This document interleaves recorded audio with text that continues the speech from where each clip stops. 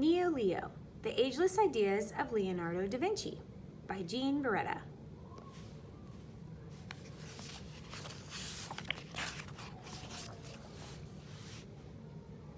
Leonardo da Vinci was fascinated by the world around him. He studied animals and people. He watched plants grow and birds fly. He explored the mighty rivers. Nature was his teacher. It inspired his remarkable studies and inventions. Leonardo's ideas were revolutionary, but they remain buried among his 20,000 pages of notes.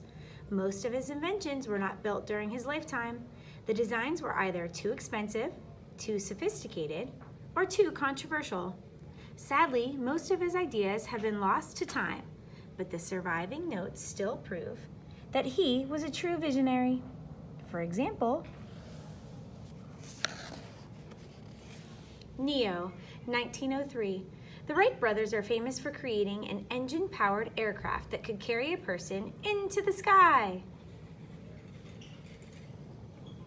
Leo, 400 years earlier, Leonardo had designed several man-powered aircrafts, including the ornithopter. He wanted to give people the ability to fly like the birds he passionately studied.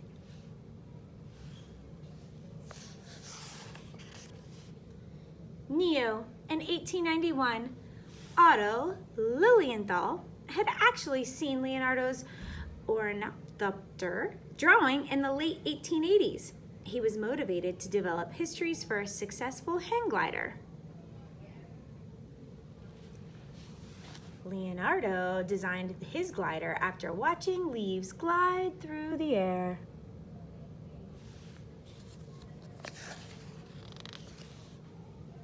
Neo, in 1887, Adolf Eugene Fick is responsible for making and fitting the first pair of successful contact lenses. Oddly enough, he tested them on animals. Leonardo's diagrams show detailed concepts of a contact lens. He used light and water to conduct advanced studies in vision and magnification. But in 1895, Thomas Edison's kinetoscope was the forerunner of the modern movie projector. But it was not the first example of a projector. Leonardo figured out how to use the light to project images through a lens. Neo, in 1781, Thomas Paine exhibited a model of his single-span bridge in Benjamin Franklin's garden. At the time, no one believed his bridge could work, especially without the usual support piers to hold up the center. Leonardo believed that a single-span bridge was surely possible, but like Mr. Paine, he never saw his bridge constructed. He also proved the value of truss bridges. Leonardo's experiments confirmed that a triangular truss would resist tension better than the older box structures. He proposed a two-level truss bridge, the bottom level for transportation and the top level for pedestrians.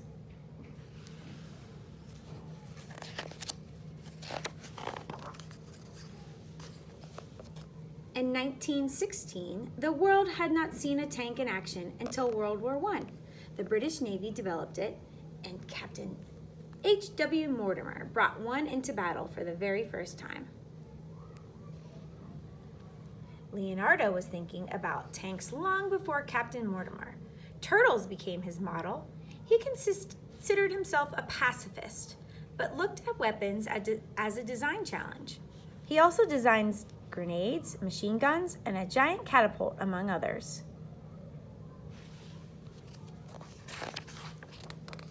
Neo, in 1870, James Starley is credited as the father of the British bicycle industry. Many of the inventions led us closer to the type of bicycles we ride today.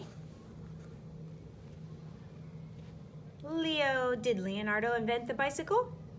A bicycle does appear in Leonardo's notes.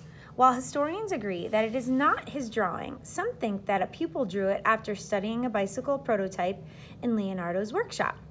Others say it was drawn as a prank by someone centuries later. We may never know for sure, although we do know that Leonardo had designed many parts that are used to build bicycles, such as gears and chains.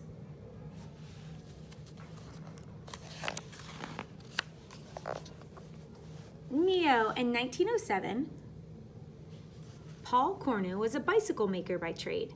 He built the very first helicopter to lift off vertically. It hovered 1 foot above the ground for 20 seconds.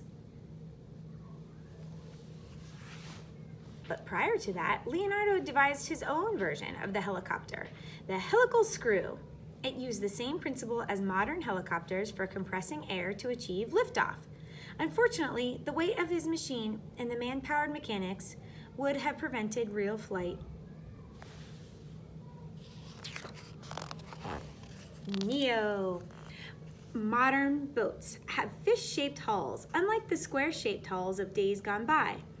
And all passenger ships today are required to have double hulls for extra protection. But long before these features were accepted, Leonardo first watched fish swim and realized that their body shapes were ideal for traveling through water. He also envisioned a double hull body to keep boats afloat after being rammed. In 1943, Jacques Cousteau and Émile Gagnon made modern diving equipment popular when they designed underwater breathing equipment called the aqualung. But scuba gear existed much earlier than Leonardo, but he added his own features, such as an inflatable bag to raise and lower a diver and a reinforced breathing tube.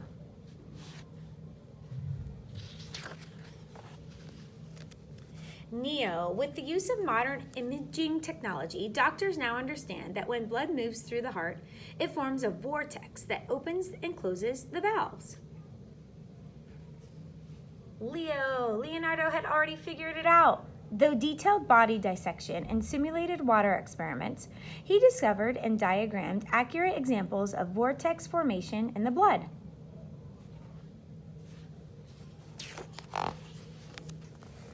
Neo.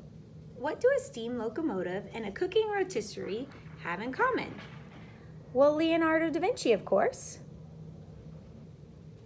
Leo. His notebooks are filled with experiments on steam power and air pressure, predicting the development of the steam engine. He understood that hot air rises and uses that technology to operate an automatic rotisserie, the first.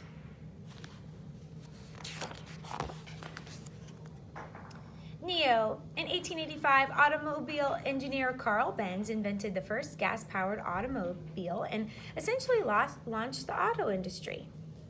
In 1940, when people attended the 1940 World's Fair in New York, they came face to face with Electro and Sparko, two of the world's earliest robots. Leonardo's self-propelled cart foreshadowed both the automobile and the robot. The cart was spring-powered. Levers and gears were used to program its movements like a primitive robot. And Leonardo designed and actually constructed robots for royalty and court pageants. Springs, levers, water, and weights powered and controlled them.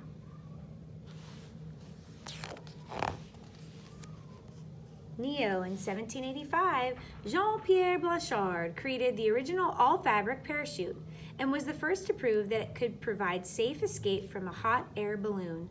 Actually, his dog proved it. Or one could argue that Leonardo proved it before both of them. He had a different purpose for his parachute. Its function was for traveling from high to low surfaces, like the birds he observed. His triangle design, unfortunately, was never tested. Until now. That's right, Leonardo's ideas are finally coming to life. Several are being built and tested, and they are working. Adrian Nicholas built and flew Leonardo's parachute.